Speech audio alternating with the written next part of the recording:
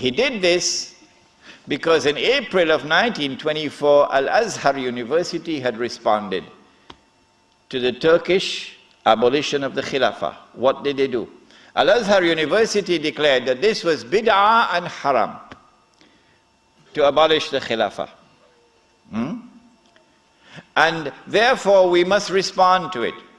And the response of Al-Azhar is that we must have a mu'tamar, a conference, which would meet and which would appoint a new Khalifa.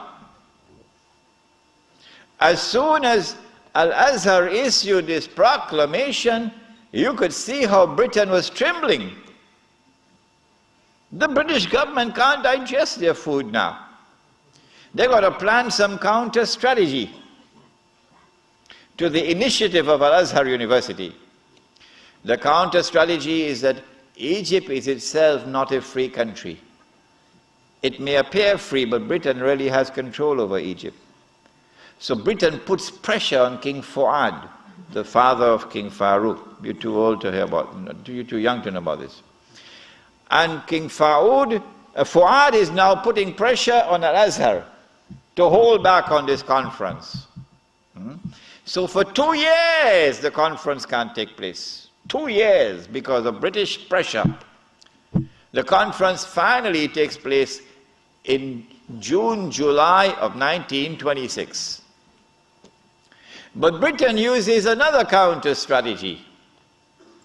She gets Abdulaziz ibn Saud in Mecca to also convene a conference of the world of Islam in Mecca at the time of the Hajj, which is May of 1926. And then Britain and Russia and France and China and all the major powers in Europe all get to work. Massive intervention in the affairs of the world of Islam to ensure that the Cairo conference does not succeed in winning a representative gathering, and that the Mecca conference gets all the Muslims attending it. And they succeeded. The Cairo conference, organized by Al-Azhar University, becomes an essentially Arab conference because non-Arabs are hardly present. The conference met. The conference decided that the Khilafah was an essential part of the deen, that it was bid'ah and haram to abolish it, that the Khilafah must be restored, but we don't know how to do it. So let's go back home and come back after 1 year. That was the decision. We don't know how to do it. But in Mecca, you had the most successful representation of the entire world of Islam, because Britain really went to work on it. This conference is now convened, but strangely for the Wahhabi movement. Strangely for the Wahhabi movement, which is a religious movement, which declares that it is bringing back the original Islam and removing all the extraneous things which had been added and cutting out all the shirk. So this is the real Islam. Well, then how come you don't even have the subject of the Khilafah in your agenda for your conference? We asked the Wahhabi movement, give us an answer. There is no answer. The answer is that the Wahhabi-Saudi alliance is now perpetrating a gigantic, a massive betrayal of Islam in abandoning the Khilafah. And so the conference takes place. But the subject of the Khilafah is not even on the agenda of the conference. Instead, Abdulaziz ibn Saud approaches the conference twice, himself in person. And he asks the conference to recognize him as Al-Malik. That his rule should be recognized over the Hijaz. When the conference had heard His Majesty the King on both occasions, and the conference is now sitting down to discuss the matter, shall we recognize Saudi Wahhabi rule over the Hijaz? The leader of the Indian Muslim delegation jumped up to speak first. He spoke first. His name was Maulana Muhammad Ali Jawhar. He got up and he told the king, get lost. We'll never do that.